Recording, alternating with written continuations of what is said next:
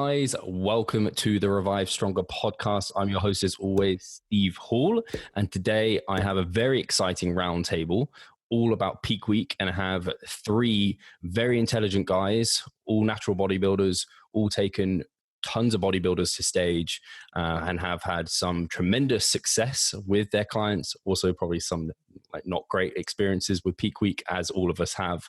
And I'm really excited to have these guys all here to bounce off one another and talk about peak week and various strategies and things that have gone incredibly well for them. This was inspired by Jeff Nippard's peak week roundtable that he did many years ago. And I wanted to kind of bring this to life again because it hasn't happened. So thank you guys all for being here. Very excited to have Eric Helms, Peter Fitschen, and Cliff Wilson on the podcast. All these guys have been on before, and hopefully you've checked them out and checked those episodes out before. To start, I guess, let's start with Cliff, just discussing maybe who peak week is for and isn't for, because I know a lot of people kind of listening to this might not be fully aware of what like true peak week, who is it for and who isn't it for, or discussing kind of that idea. And we're obviously going to be talking mostly about kind of natural trainees throughout this discussion. So peak week is going to be for physique athletes getting to stage. I would say there's some application for peak week for those like doing photo shoots or something like that. But, you know, for the most part, when we're going to get down to the nitty gritty of adjusting these variables to a real precise degree, we're going to mostly end up with physique competitors, which would be like bikini competitors, men's and women's physique, figure, bodybuilding. And one thing that, you know, people will find as we go on in this discussion is that there are sometimes different techniques that work better for one category versus another, but really it's just going to be that final week that takes you into your show that has you really optimizing every variable to look your best on this given day. Awesome. Cool. So it's basically, for people who are looking to look their best for a certain time. And I guess, do you think there's any kind of, you said photo shoots, do you think you have to be a particular level of leanness to really see a benefit for a photo shoot? Or do you think even for just the average guy who's just like trying to get a photo shoot done, do you think that they need to think about peak week much and the variables? Yeah. I would even say this goes for, I think the guys will probably agree here. Even when you're talking about a physique competitor, someone who's stepping on stage, I still think that really most of the variables are going to work best if you are of the appropriate leanness. Because I think a lot of times people trying to peak themselves when they're not lean enough will lead to some, it's just not going to do a whole lot, because it seems like as someone gets leaner and leaner, there seems to be a little bit more variation in their day-to-day look. Everything just seems to make a bigger difference. Like when we're in our off season, you know, we live in our bodies, so it's like we can always tell the day-to-day fluctuations of when we have our better days where we look a little bit better and look a little bit worse. But if I were to take photos of myself from one day to the next, I'm not going to see a big difference. But when someone is really shredded or really lean, there can be noticeable differences from day to day. So I would say the leaner someone is, the greater difference that a peak week can make in improving their physique. Cool. Fantastic. And if we just jump over to Eric, I'd love to hear, and guys, feel free to jump in after Eric's kind of said his piece on this, in terms of kind of priorities for a physique competitor. Where does peak week stand? Like, how much of a difference do you feel like it really makes for a physique competitor? Yeah, that's a good question. I think it has this interesting, like, asymmetric risk reward ratio. So, and because bodybuilding is an extreme thing, and in natural bodybuilding, we've inherited a lot of techniques that I would speculate came from a time when not only just was there enhanced bodybuilding, but there was enhanced bodybuilding that started with highly androgenic stuff that would create a lot of water retention. And then like every problem that they would create with, okay, well, I want to be big and huge. Some of these drugs make me retain a lot of water. We need to use diuretics. Well, if I use diuretics and I got to do X, Y, and Z, we ended up with this kind of like Frankenstein mishmash, complex, very step-by-step thing that may or may not apply. I'll just go ahead and say does not apply to a lot of natural competitors. So the things I've seen where people have been in pretty damn good shape, and if they just, had basically a day at maintenance and stepped on stage the next day, where they would look pretty damn good and equal to maybe a good day in prep and when they're like 2 weeks out. And then somehow managing to be at like 75% of that. I've seen that happen consistently. Like someone just kind of looks like they put a brown paper bag and then suck the air out of it around them, and brown because, green tan. And then like so I would say there's a large opportunity to really mess up the way you look if you go with some of the more extreme, very different to what you've done, nothing your body is adapted to, nothing you've trialed, kind of wishing on a star, Hail Mary, but really actually like turning around and throwing it the wrong direction. So it just like hits a fan in the face and they sue you. Versus, I think best case scenario, you can make a noticeable difference. You can get maybe 5, even in some cases, like a 10% improvement if you were like really, really flat during your prep. And I think that speaks to some of what Cliff is saying, is that often, this is my speculation, of course, to get to the kind of condition that we think is appropriate and ideal, especially for the bodybuilding division, you get down to being such a lean state that you're chronically flat. So you're not only getting a potential little boost in the way you look, but you're also correcting, like looking like you were totally jacked up. And you're also just like the process of getting that beat up and what you have to do, you kind of look like someone jumped you in an alley. So it's like letting go of some of that nasty, weird water retention, correcting flatness, plus maybe a little boost. So I'd say like it could be as much in a best case scenario, like a 10% improvement in look. But if you really do the wrong things, it could be like a 20% decrease in how you look. I think, Eric, we touched on this when we had that discussion in Singapore, when you were nice enough to have me on your podcast. And actually after that podcast, but I think we said something like, on the plus side, you can have like a 5 to 10% increase, but on the negative, I mean, like you said, maybe a 30% detriment if you do it wrong, or maybe even 50 if you really screw it up.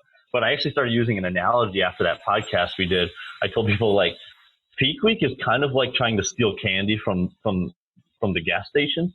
If you reach for like one Snickers, you're probably going to get away with it, or maybe like 2. And on the plus side, you've got a couple of free Snickers. If you get too greedy and try to grab too much candy, the detriment is you go to jail. Like, you know what I mean? Like, there's a real big, like, you get shot by a store owner depending on what state you're in. Yeah, exactly. So it's like, peak week is like stealing candy from a gas station. Like, just go for a little bit. Don't get way too greedy with it, because you're going to like, the risk of getting too greedy and going for too much is too great. So now we know what Cliff's childhood was like. I would be curious too. Something I know, Cliff, you and I have talked about before too, but what if you polled competitors, what percentage would tell you they looked better at 1 week out than they did on show day, or like 2 days after their show versus show day?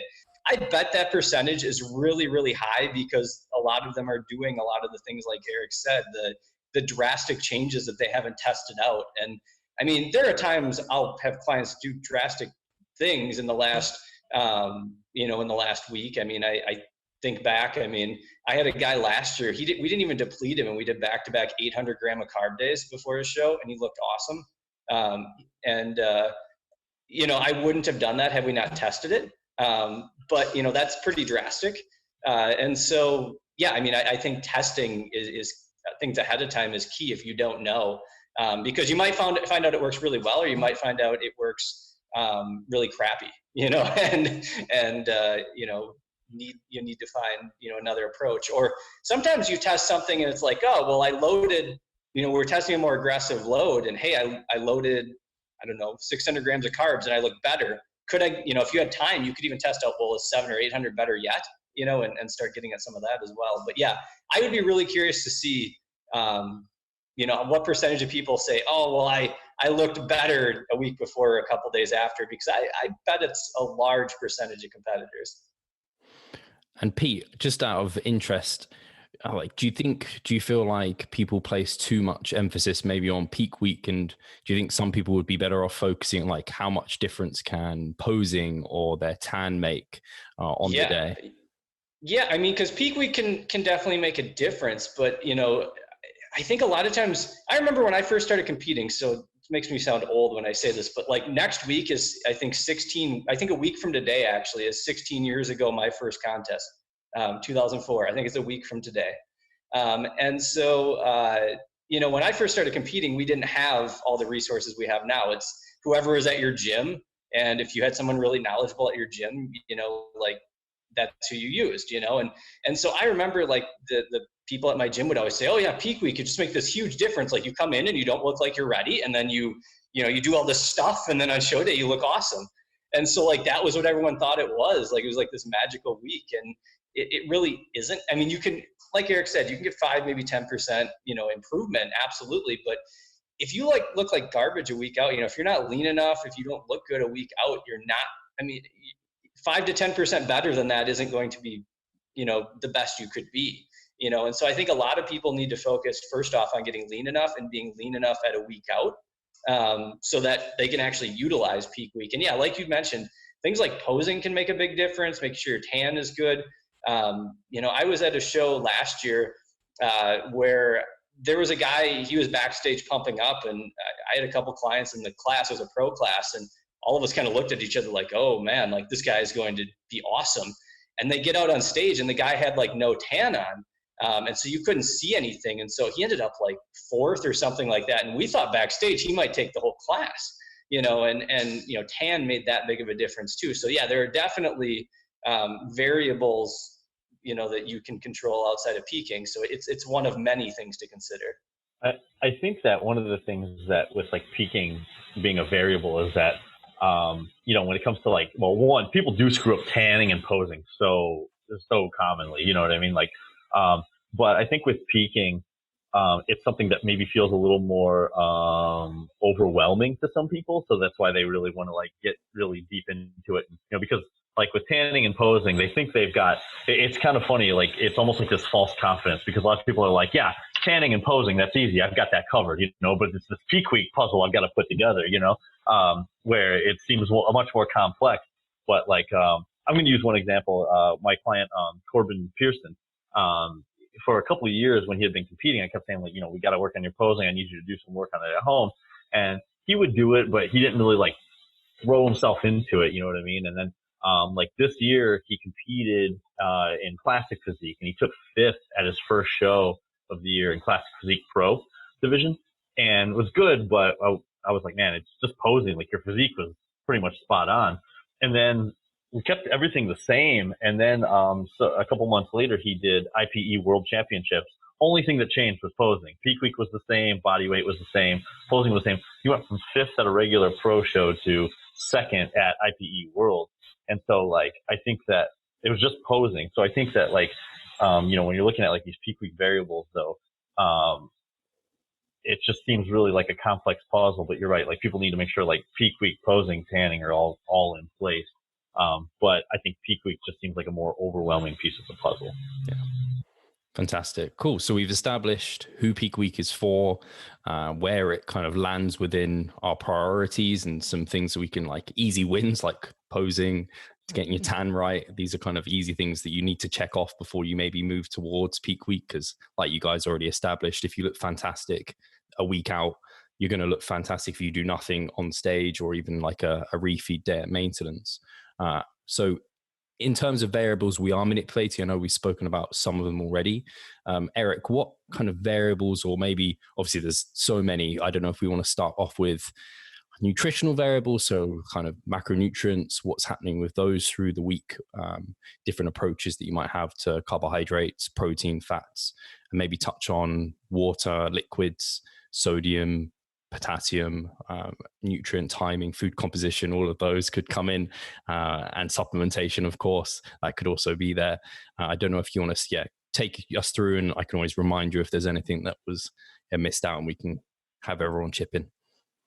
Yeah, I think like you said, like there's a laundry list of things that could be manipulated in peak week. And I think that lends itself towards a bit of a meta discussion of how to know what you need to manipulate, and then kind of how we've gotten there eventually, and maybe the perspective we should have. So I don't mean to like do a little like discussion of like, how do we know what we know, and get this super like about epistemology. But so I think in the quote unquote evidence-based community, or I'll say bodybuilding in general, we started with exactly what Pete said. You take someone who's successful and they give you a recipe, and then you put it in the oven and you wake up on show day and you either are a cake or you just burnt some shit, and unfortunately, like if you pulled an amateur show, there's a lot of burnt cakes. Okay. So then kind of the next step, when you've been burned a few times, that figurative works in two ways. Then you start to go, all right, well, let me learn about this. Now, the problem about learning about this is there is a limitation to what you can learn about peaking from like going on the internet. There is people discussing it, and then there are people writing scientifically about it, but there is not peaking science truly, except for one study that came out last year that we reviewed in mass. For the most part, there is very little to truly like look at like a randomized controlled trial and they did this and that, or even observational or anything. There's hardly anything. So I remember going from just copying or what I heard of and like just kind of what Pete said, to then, all right, I'm going to find somebody sciencey. Oh, Lane Norton and Dr. Joe said do X, Y, and Z. But then basically applying the same level of no critical thinking to it because it's too complex. I didn't understand it. They started talking about chemistry. My brain hurts, but I trust Dr. Joe and Lane. These guys are smart and scientific. So I'm just going to do it. And then again, I've got a better setting on my oven maybe, or at least my oven is #science, but I open it up. And in fact, for most of my early career, I was still being a burnt cake. Just basically I had a more or a less likely to fail philosophy in that it wasn't super aggressive. It wasn't mismatched for me being a natural. And I was kind of taking the adage back in like the mid to late 2000s among the natural bodybuilding kind of science interested community was that, hey, it's better to be like 98% full than spilled over. Hey, be conservative. 99% of it I've heard back in the day was what was stated. It's about being lean. So get shredded and the rest works itself out. There's no such thing as holding water. Kind of some things that I think we've softened a bit now here in 2020, and which we'll talk about more. And then I think the third phase where you really want to get to with this is acknowledging we don't know shit. Okay. This is really, really complex. The sodium potassium pump is not what we think it is. And it operates, there's different tissue compartments that we understand. And a lot of the traditional lore is kind of like built in a house of cards. And then we just keep stacking it up and we understand why we look like a bunch of cards on the ground every time. That one didn't work as well as the burnt cake. So where you really want to get to is having a repeatable process in a system where when you turn a lever, you are expecting to see a certain result. And then manipulating that in a systematic process without necessarily making assumptions about things. I think when you're that original competitor and you have a list for sodium, water, carbs, maybe fat and protein, and then water intake, and then certain supplements, all the stuff that you mentioned, because you've been told about them, you think every single one of them is important, equally important, delicately balanced, and are all interrelated. And that is true to some degree, but that's not useful. So I think what you really need to do is simply trial a few things, try to manipulate the fewest number of variables that actually gives you a return on investment, and then turn that into a repeatable process that, especially as I think being a coach has helped me the most, trying to find a system that I could at least take and, it's quite individualized and has a lot of plug and play compartments and apply it to everyone. And then you're actually going off of observed phenomenon that seems to be mostly repeatable. And it can prevent you doing, oops, I went down 30%. And at the very least, you're going maybe like, oops, I screwed you up a little bit.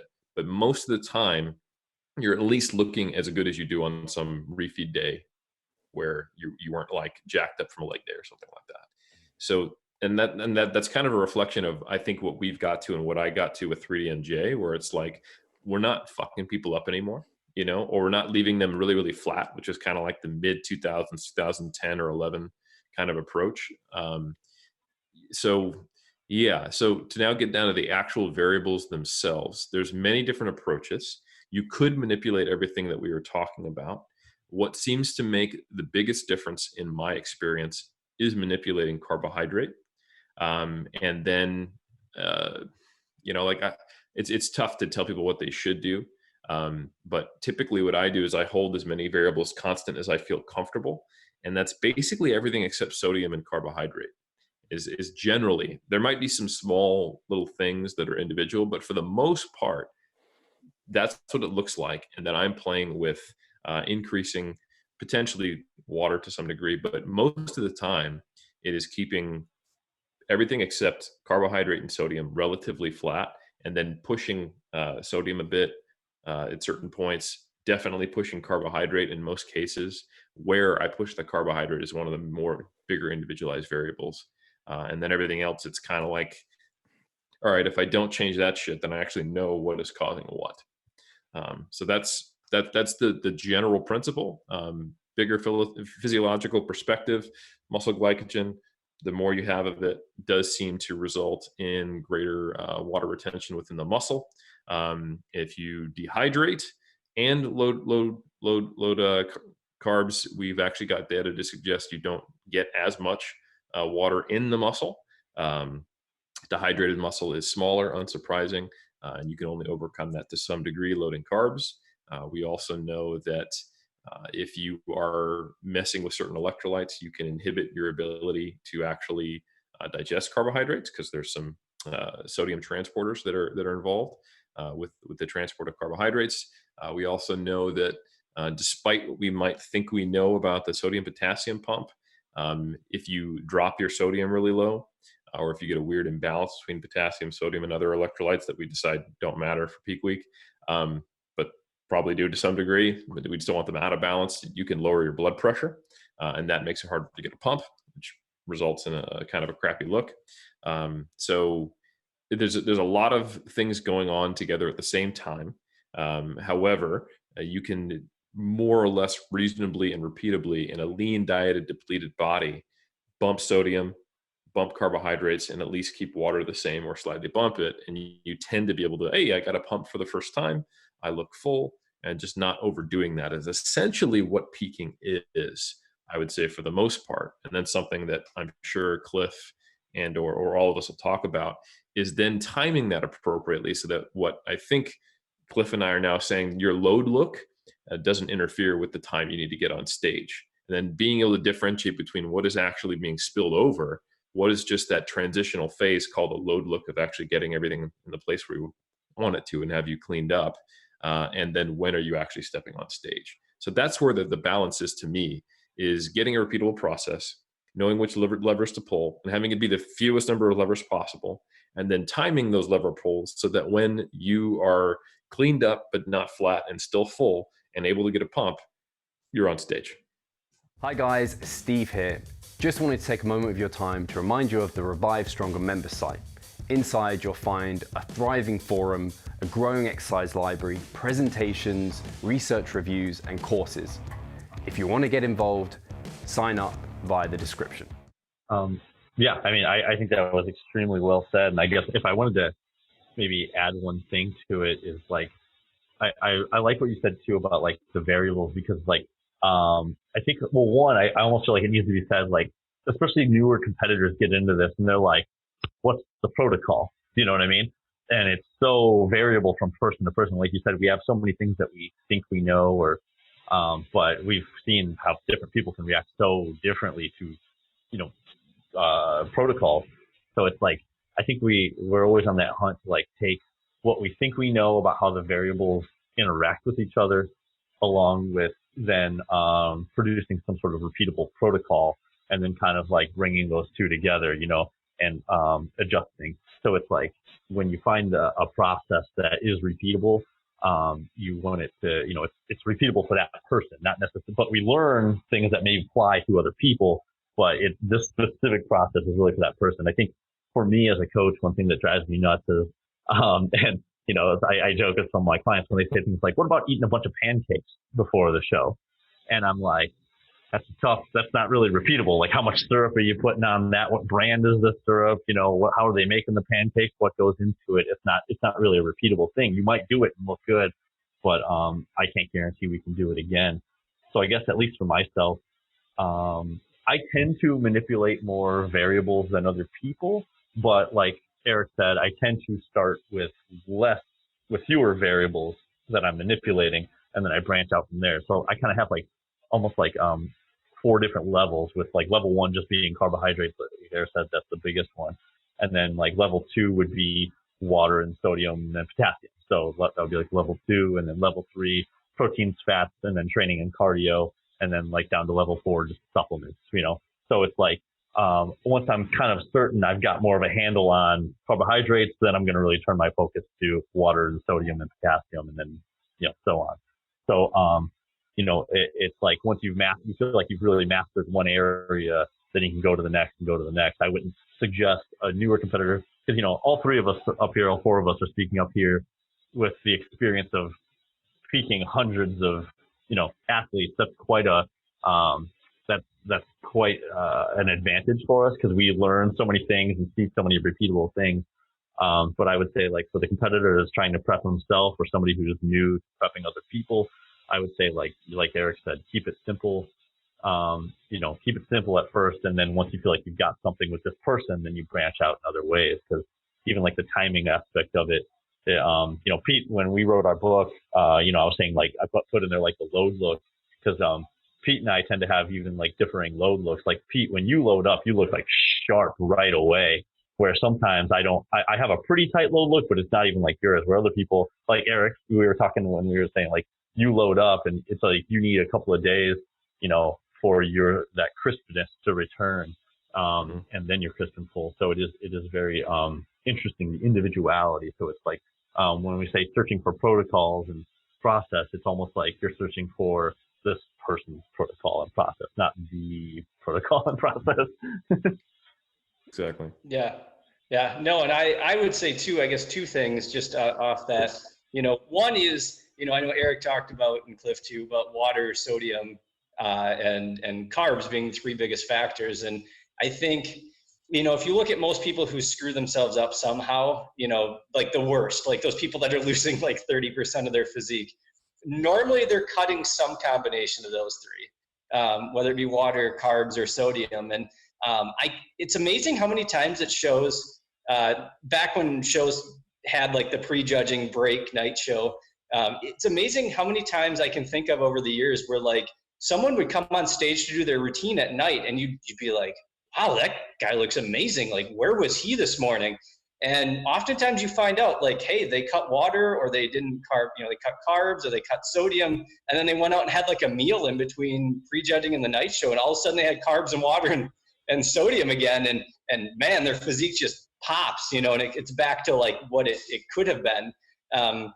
It's amazing how many people you see, that over the years that have that experience just going to shows. And then, so that was one thought. And the other thought I had was, we're talking about different load looks, different, how you would respond to carbs and different timings and things. A lot of times when people ask me, well, where do I even start with peak week? One thing I typically recommend is just looking at how you look around your refeed days as you're getting lean over those last few weeks. If you're 2-3 weeks out, like, do you look better the day after your refeed? Do you look better 2 days later? Is it like 4 days before like you clean up? You're a watery mess after a moderate refeed for 4 days. I mean, I've had clients like that where you do next to nothing for a load or you do it very early in the week because it takes several days to clean it up, not just a day. And so I think that's a place I usually recommend people start, is look at like, how do you look in response to carbs? When do you look best? And so then you can start piecing together, all right, well, this is where I probably need to time out my carbs, and then from there you can look at, well, do I have time to test? Like, how large does my load need to be, or if I need a cleanup day, like, is that just a regular day, or can I do like a moderately high day that day? And so that's where some of the testing comes in too. And oftentimes, even if you don't have time to test some of those other variables, if you're doing more than one show in a year, you can kind of see, like, try some different things out, throughout the year. Nothing crazy, like get the big picture things in place, but test some of those other smaller details out, and kind of fine tune things throughout the year. I oftentimes find, like, the first time I peak someone for the year, if they're doing 3 or 4 shows, usually by the 3rd or 4th time we're peaking them, we are, it's usually better. I had a client last year where I rapid backloaded him into 3 of his 4 shows. First show, didn't rapid backload him. He wasn't lean enough yet. We just kind of pushed. But the other 3 was. We stayed fairly conservative the first time, didn't work. It just didn't fill him out enough. We were too conservative. Second time, I thought we were good. Based on how he looked at night, he was looking like he was supposed to the night before. Woke up just flat as hell. Couldn't even tell he had 1,300 grams of carbs the day before. And so third time though, utterly nailed it. Best he ever looked. Took runner up in like a 1-point decision out of like 6 or 7 guys at a pro show. It just utterly nailed it. Where like we got that extra 5 to 10%. And it was awesome. But it was one of those things where like I somewhat screwed him up, the first time we were playing around with stuff, and we got better based on the feedback. Just because of what I knew about him. I knew this is a protocol that should work well for him, and eventually it did once we got all the details down. But yeah, I think getting back to my first point though, I think just knowing like how you respond to a refeed is really important. Like I look better after a refeed day. I look better after large refeeds. And like Cliff said, I tighten up really fast. My wife, on the other hand, she'll look better after a refeed day, but the second day after is like her best look, where it's like the best combination. Like she tightens up a little bit more, but she's still more full than she was before you loaded her. And so, it's one of those things where, yeah, she's better the day after, but she's even better yet 2 days after. And so, everybody's a little bit different. And so you need to, that would be a good starting point for a pattern or for where your carbs need to be throughout the week, is looking kind of at patterns around your refeeds. Fantastic. Cool. So we've got to a really cool place where, in terms of nutritional variables, kind of manipulating the big ones, which is carbohydrates, maybe some sodium, maybe some water, and keeping a lot of the other ones level, and kind of maybe moving towards other layers as you've got more and more refeed data, which is kind of your testing ground. It sounds like is what the refeeds become kind of really uniquely beneficial for, which is fantastic, because now people have like a process where they can think about these details. Cliff, you have something you want to say? I feel and I don't know if this is going to jump the gun with where you're eventually going, but Eric and I, we had talked about this where like, for someone who's just starting out with competing or newer to coaching, I'd really recommend avid note taking on individual clients or yourself. When I first started coaching, I was probably a little too obsessive with it, but like I used to, sometimes I would like take, progress photos of people when they were flat, and I would put it in their folder on my computer and label this flat, because sometimes like flat and filled for some people can look really similar. And then I would kind of like after a refeed day, even just like try to fill them a little bit. And then I'd take that progress photo and label it filled. And then I'd maybe make notes like tightens up, a couple days after refeeds, or take pictures of that and put it in there, just because the more you can learn that individual's look and process, then you can get better at identifying it. I just think it really helps a lot because, like one thing I always say, like doctors, one of the biggest things they have to be able to do is diagnose the situation in order to know what needs to be prescribed. And I think one of the things is like, the hardest part as a newbie coaching or, competitor is like diagnosing what does this look? You know what I mean? What is the situation I'm in? I don't know about you guys, but I remember like back in like 2010 when I was just starting out as a coach, like sometimes you get these progress pictures and you're like, all right, what am I looking at? You know what I mean? Like, what situation are we in here? And so I think that just having really good notes about what has happened will give you a lot better information on what will happen. Fantastic. Mind if I add a little bit to that? Because I think that's such a good point, Cliff. The like if you just start with, I did this and I looked better, I did this and I looked worse, that's okay. And eventually, like hypothetically, if you tried different enough combinations of things, you would eventually get to a good emergent strategy for peaking.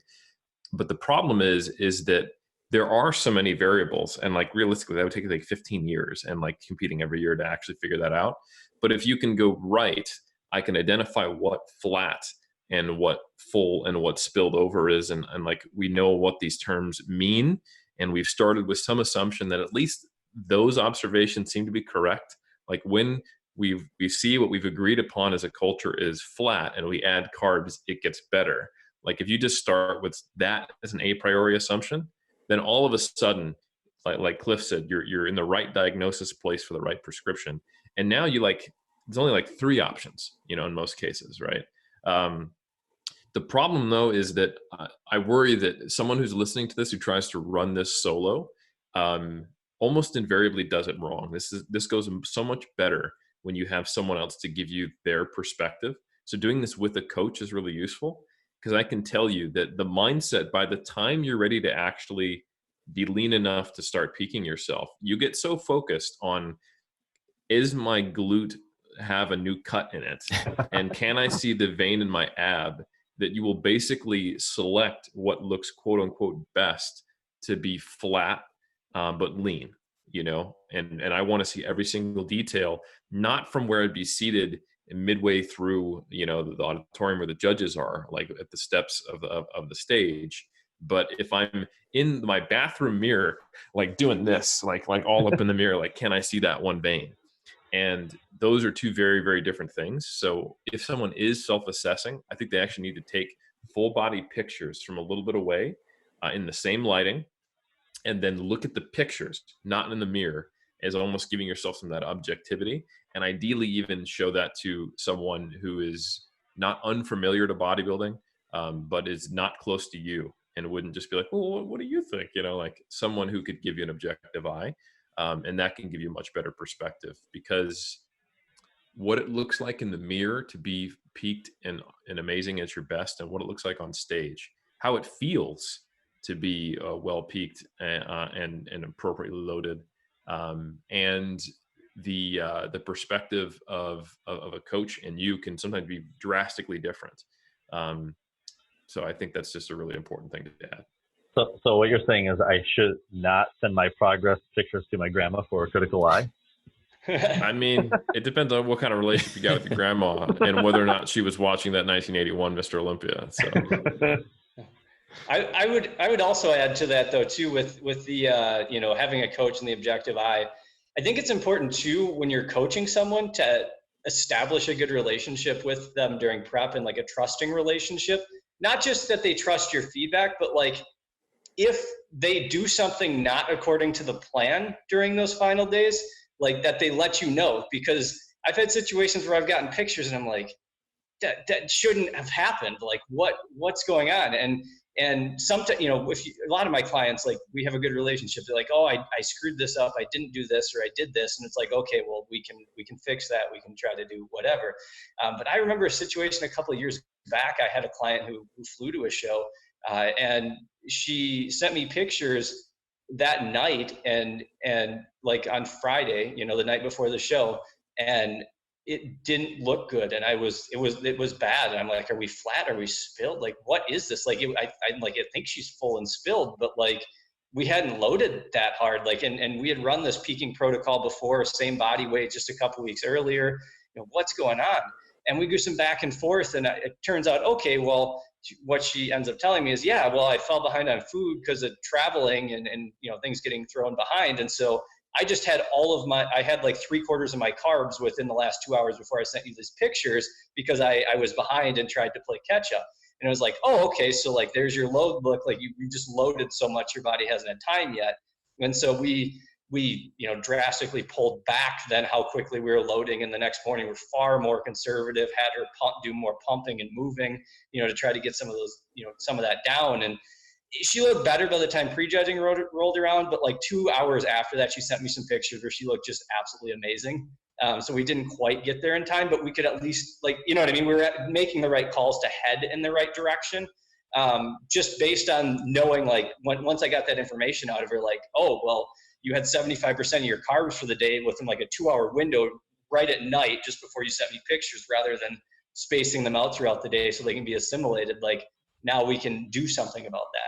And so I think having that relationship with your clients, that you can get some of that extra information, because things don't always go perfect. Things are off at times, even in competitors who are high level. Like, they might not follow the plan perfectly at 4 days out. And as long as they're telling you what they're doing, you can do something about that. And something you guys have all mentioned there, I think it's worth highlighting, is how important kind of feedback and photos are.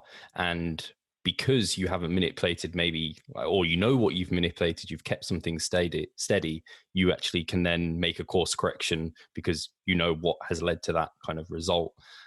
So I think that was, really valuable to highlight. And I wonder if, I don't know if anyone has particular experience with this. Obviously, the refeeds are used as a bit of a testing ground. Is there ever a time where, because potentially in the refeeds, not as many variables are kept constant, because oftentimes they're somewhat of an adherence tool and like a psychological break. So then when you try and use that data for kind of peaking, it doesn't always pan out like you expected it to. I don't know if any of you guys have seen that happen. Yeah, I would say, because I use that. And, I would say if I'm doing a really large like test load with someone, I'll probably have them space their food out evenly throughout the day, an X number of meals so that we're so it can be predictable. I'll probably have them eat lower residue foods, lower fiber, lower residue foods like we would the day before, so they don't have a food baby. And try to get a more accurate representation of, what we're doing at, the day before the show. It might not be perfect, what you're doing before the show, day before the show, but I try to kind of move it in that direction, especially if they're ready early. We're 2-3 weeks out and we want to test a load that's maybe like twice as high as a refeed or something. I try to start controlling a few more of those variables because of that. And so psychologically, this is also a useful way to get a competitor a little out of the obsessive kind of weird day-to-day food stuff that they get into, and how refeeds become a vehicle to, you might see people go either way. They can be like eating a whole bunch of diet foods and looking really weird and feeling bloated, and like you feel bad for everyone in the house because of the gas they have. And, they've eaten an extra 100 grams of carbs just from vegetables, in addition to the other extra 100 grams of carbs that are actually from like things that'll turn into carbs when they digest them all the way.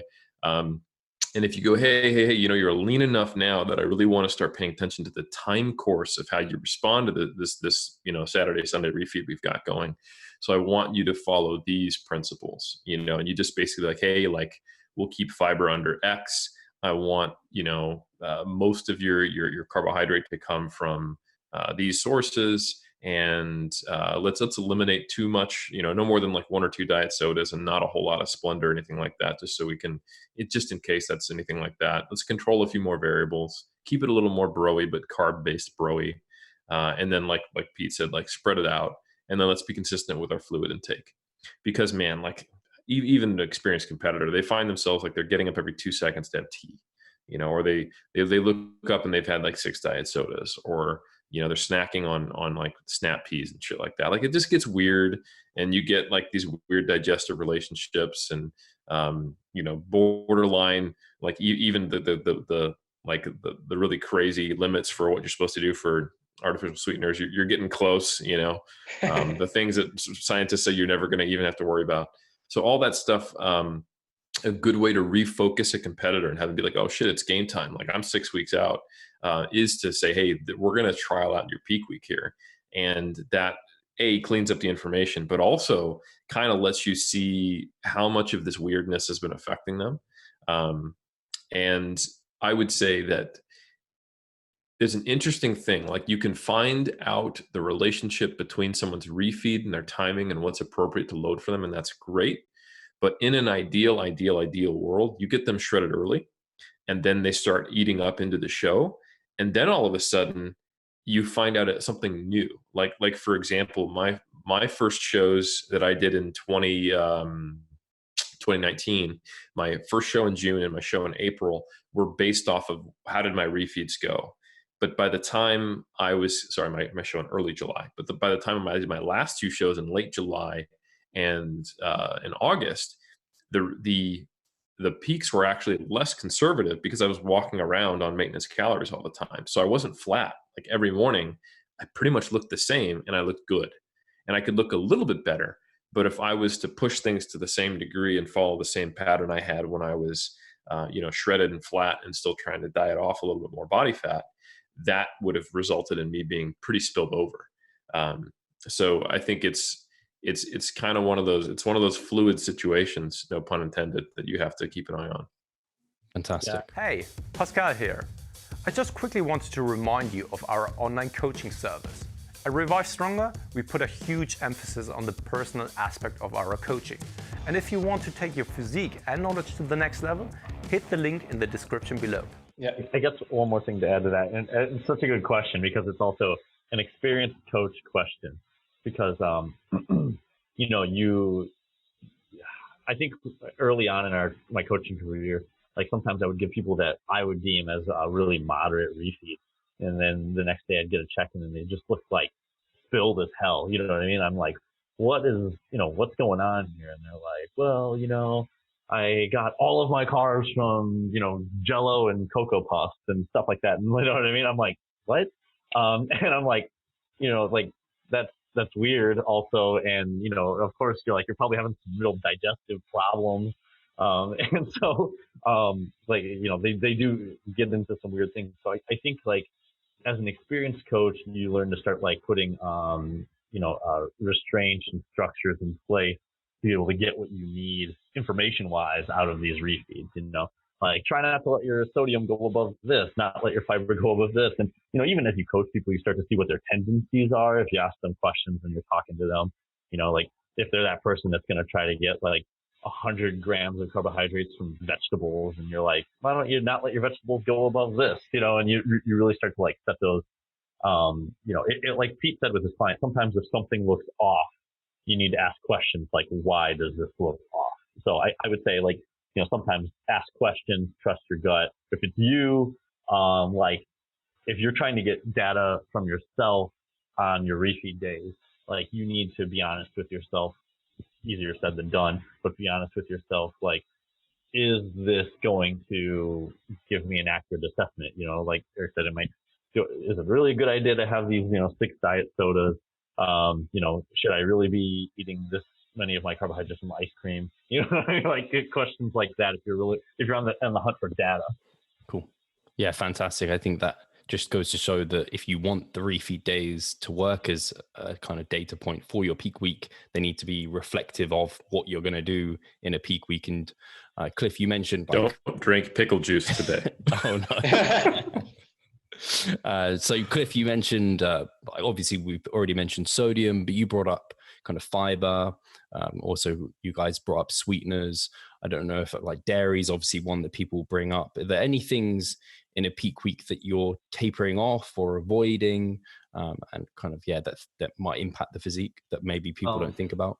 Yeah, you mentioned a couple of them. I do try to reduce fiber a little bit, because one, your food intake, carbohydrates are usually rising in some degree or another going in. So it's if you're not careful, sometimes that fiber can get out of hand pretty quickly. If you're eating a lot of potatoes and all this, whatever it may be, but it can get, so generally, it can ease digestive stress if you just maybe have a slight taper of fiber and go with some more easily digestible stuff. Even jasmine rice is a pretty good one. But sweeteners are one that, it's kind of funny because I remember several years ago, it was kind of this kick, it doesn't matter, just eat whatever, and I saw some people in particular have a greater sensitivity to things like artificial sweeteners. And there is some research to show it can alter your gut bacteria a little bit. So maybe you're messing with digestion and so, sweeteners can be one that you eliminate, but I do try to keep things, at the risk of sounding like a bro here, minimally processed, because processed foods tend to have, it's while we manipulate variables, we also want to at the same time minimize variables. So it's processed foods tend to have a lot of ingredients, you know what I mean, for preservatives or sweeteners or this or that. So it's oftentimes I find that sticking with less processed foods, fewer processed foods, you can reduce those variables. And, I don't know if you guys have ever seen this, but sometimes even just removing people's sweeteners, you can kind of see a sharpening up, because let's be real. A lot of times I think, I can tell my clients, try to keep your artificial sweeteners under control and not let them get, a lot of times they're having more than they're even admitting to themselves. So, I can say things like, I kind of say no artificial sweeteners during peak week. Let's remove, because I think it, like, rather than leaving it up to their judgment, I say, like, cut it out this week. You can make it this week. You know what I mean? No more Splendas in the coffee, no more diet sodas. Let's just go cold turkey. And sometimes, like, I'll just make that cut. Like, I've changed nothing, and I can see, like, in 2-3 days, I'm like, wow, there's a pretty noticeable difference here. So, easing up on the fiber, fewer processed food, removing artificial sweeteners. Those are, like, the 3 big things I tend to do with, removing some of these, lesser known variables where I just try to get them out of there. Yeah, I would just add to that too. I mean, one thing I always try to emphasize to clients during prep, regardless of peak week or otherwise, is if your intake of, things like sweeteners, sugar alcohols, fiber, high volume vegetables, like those are all the things that competitors run to, right, to help with hunger because it increases your volume and things like that, the xanthan gums and whatever else. But if intake of any of those is too high to where you're having like GI symptoms, then it's too high. Like you need to pull back to a point you're not having GI issues from whatever it is you're doing. And a lot of times if you have someone that's pushing one of those variables so high that they're having GI issues, when you pull it out, like not only do you see them tighten up, but like they drop a couple pounds just from, I think probably intestinal water is what I'm assuming it is, just from getting that out of there and fixing having digestion be more normal, and have them not being as bloated and gassy and have all of those GI symptoms.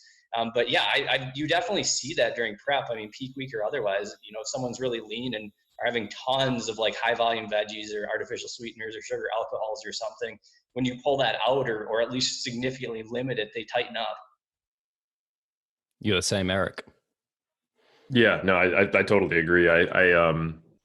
That's, yeah, like people experience GI distress during prep due to the stress of prep and the changes physiologically, but also due to the psychology of prep and the way that influences food behavior. So you can't fix all of that. If you got someone eating up and if you've got them to do the things that Cliff said, like making their diet a little more minimalist, a little less processed, it gets a lot better, and you typically will see improvements in the way they look, because it's almost like this feedback mechanism as well. Like your body weight's not going down, your body weight's higher, you have uncomfortable digestion, and as a consequence, you feel like the diet's not working. You're looking a little worse, but it's due to weird fluid stuff. Your scale weight's up. You've been so focused on looking better and your scale weight going down. So then you get stressed and it makes those things worse. And that's just a slight little aside, is that another reason why I try to keep it as simple as possible, especially within the experience of the person. Like if I do want to manipulate something like potassium or something, or if I want to play with something, I will try to tell them to eat a food rather than being like, hey, I want to try to do this. Like if I can just tell you to eat potatoes and it changes your potassium sodium that I want in you, that's a really simple thing. You're like, all right, cool, Coach said eat potatoes. Not, hey, I'm trying to mess with your electrolytes just as a little experiment, and I'm going to have you try to hit this milligram target, So I think the more you can do to, especially with less experienced or just really, I'm going to say neurotic clients, and I don't mean that as like a knock against them, but I mean, it's very normal to get, everyone's going to be a little more neurotic at this stage. It's just like the people who are really, really stressy. They need to understand that you've got a process. It's worked previously. Your work is not going to disappear in the blink of an eye. Like our philosophy of doing this is not one where you could get that minus 30%. Worst case, you're going to look a little off, but you're still going to have like the rewards of all your hard work. And even that will make their look more consistent. So I think, yeah, so to answer your question, yes. And then also it helps psychologically. And I think that makes sometimes a larger difference than you'd expect. Mm-hmm. Yeah. Stress in, sorry, go on, Cliff. No. And you nailed it, is like, I think that some competitors are more susceptible to this than others. I would say the ones that tend to be a little more uncomfortable with being uncomfortable, like the people who always are searching to feel full. and get their like satisfactions met with like sweeteners and whatnot, they're the ones that like they dream about peak week, and like their look almost takes a backseat to I'm gonna finally be able to eat. Do you know what I mean? Like if you're more looking forward to feeling full during peak week than looking better and maybe feeling a little better, then you need to watch yourself, because like you're gonna be that person who's like, if I just had 100 grams of vegetables, I'm gonna feel so full for these couple days. And like that, like Eric said, that's when you're gonna start hitting these digestion issues. So I would say like try to keep perspective. You're almost there. It's 1 week out. Like keep perspective. Like put the look. You can enjoy having more food, of course, but like put the look a little higher on the priority list of like trying to stuff yourself and feel full. Because also I think we'd all agree, like even like when you stuff yourself to when you're full, when you're super lean, you still don't necessarily feel like satisfied. You know what I mean? Like it's possible to have your stomach packed full of food but still crave food. Yeah, you can have food in your esophagus and you just sleep in a chair that night and be risking vomiting, and you're like, I'd love another piece of cheesecake.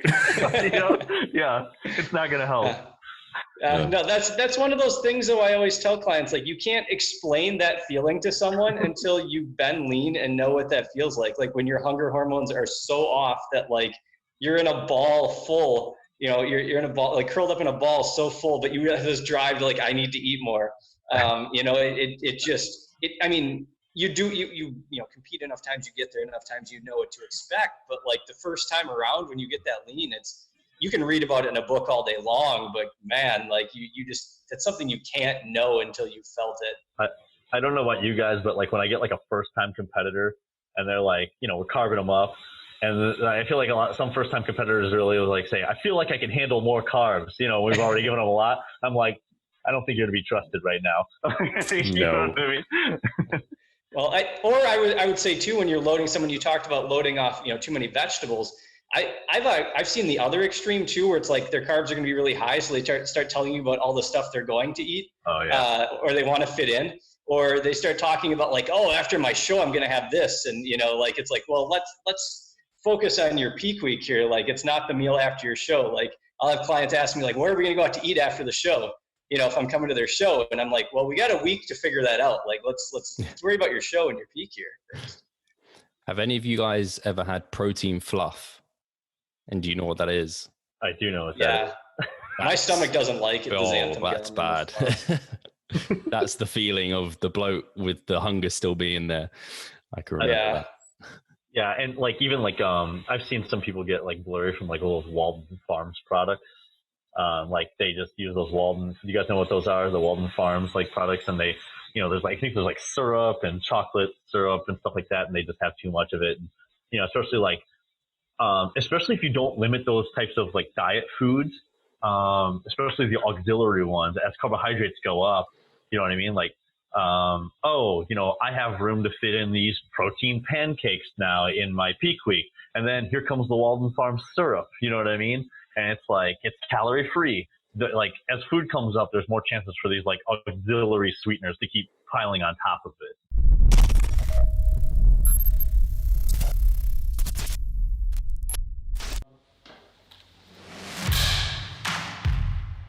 So I'm Steve Hall, founder of Revive Stronger and a coach of Revive Stronger. My name is Pascal Flor. I'm the co-owner of Revive Stronger and also a coach, of course. Revive Stronger has probably been going solidly for 3 years, roughly about 3 years. Revive Stronger, to me, it is becoming kind of my child, my foster child. It's the gathering and getting together of like-minded people. We've been expanding the coaching team, which is helping us help more people, but each coach can only help a certain number of people. Right now, it's all over the place. We have YouTube, we have Facebook, we have Instagram, but there isn't that community aspect behind that. And so the next step for us is developing a membership site. So basically, we want to create a family and a community that is then benefiting from another. A really cool community for people within our little niche is going to be a website. They will get early access to our podcast. You can access us, ask us questions. The community aspect, we have a forum there. You can ask questions, but also you can log your journey. There's also going to be courses on there. Courses, presentations on different topics, discount of past seminar footage. We will log our journey as well. We'll start vlogging. We're going to have documentaries. Our entire athletic journey. Furthermore, they get access to an exercise video library. The exercises that we love for hypertrophy and maximizing hypertrophy, we're going to go through those in depth, telling you how to execute them. We kept them concise and also mobile friendly so that you can watch them in between your sets. I'm super excited to grow this community. The amount of value that we're going to be delivering is huge. And I'd love you to be part of it. You will get so much out of that. I'll see you inside.